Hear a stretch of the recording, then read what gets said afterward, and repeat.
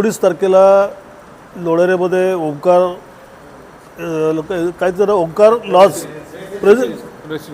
Residency ह्या लॉजवर जी घटना घडली ती घटना म्हणजे आपल्या माणगाव तालुक्याला गोरेगाव लोणेरेला आम्हाला काळीमा फासणारी घटना होती। कारण ज्या मुलीचा क्रूरपणे हत्या केली गेली आहे ती हत्या अशा प्रकारे केली आहे की ती हत्या करण्यामागचा हेतू काय आहे हे आम्हाला अजून संभ्रमामध्ये आम्ही आहोत। ज्या रेसिडेन्सीमध्ये ती राहायला गेली होती मला मिळालेल्या माहितीप्रमाणे त्या रेसिडेन्सीमध्ये तो आरोपी जो कोण मुलगा आहे तो एकटाच गेला होता। त्याच्या एकट्याचीच नोंद त्या रेकॉर्डला आहे, मुलगी त्यासोबत गेली नव्हती। आणि मग असं कळतं आहे मुलीला घेऊन कोणीतरी एक त्रयस्थग्रस्त कोणीतरी ती दुसरा माणूस रात्री उशिरा घेऊन गेला आणि उशिरा घेऊन जाऊन त्या दोघांनी मिळून काहीतरी तिचा मोठा क्रूर हत्या केलेली दिसते।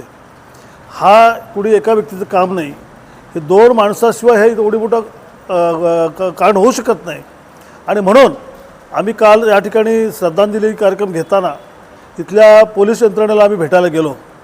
खरं म्हणजे ही घटना काहीतरी वेगळी आहे आणि पोलीस यंत्रणा काहीतरी वेगळा प्रकार दाखवला जाते आम्हाला।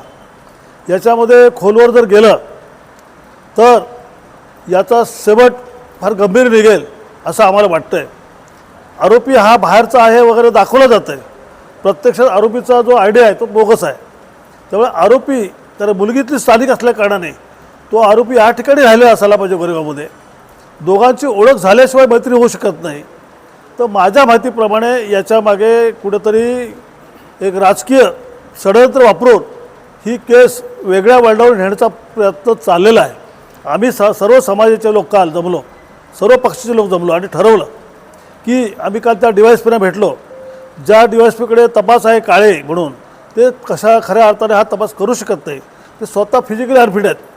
दुसरी गोष्ट हा तपास असा वरवर करून चालणार नाही, तर तपास हा खोलवर घेऊन जर केला तर ह्याच्यातलं खरं मूळ बाहेर येईल। आणि म्हणून आम्ही माननीय SPना गृहराज्यमंत्री आमचे योगेशदादा कदमना आम्ही सकाळपासून फोन करतो, विनंती केली आहे की ही केस आहे ह्या केसचा तपास एकतर CIDकडे द्या किंवा SITकडे द्या।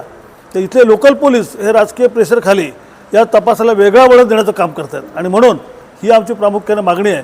कारण काल आम्हाला त्या DYSPने सांगितलं की 2 तासात आम्ही आरोपी अटक करू, आजपर्यंत आरोपी अटक झालेला नाही। म्हणून 25 तारखेला आपण जो मोर्चा ठरवला आहे तो समाजातला सर्व समाज बांधवांनी एकत्र येऊन करायचा आहे की जेणेकरून ही जी घटना घडली या घटनेचा पूर्ण पिक्चर लोकांसमोर यायला पाहिजे आणि खरं आरोपीसुद्धा बाहेर येऊन त्यांना त्याचं प्रायश्चित्त द्यायला पाहिजे।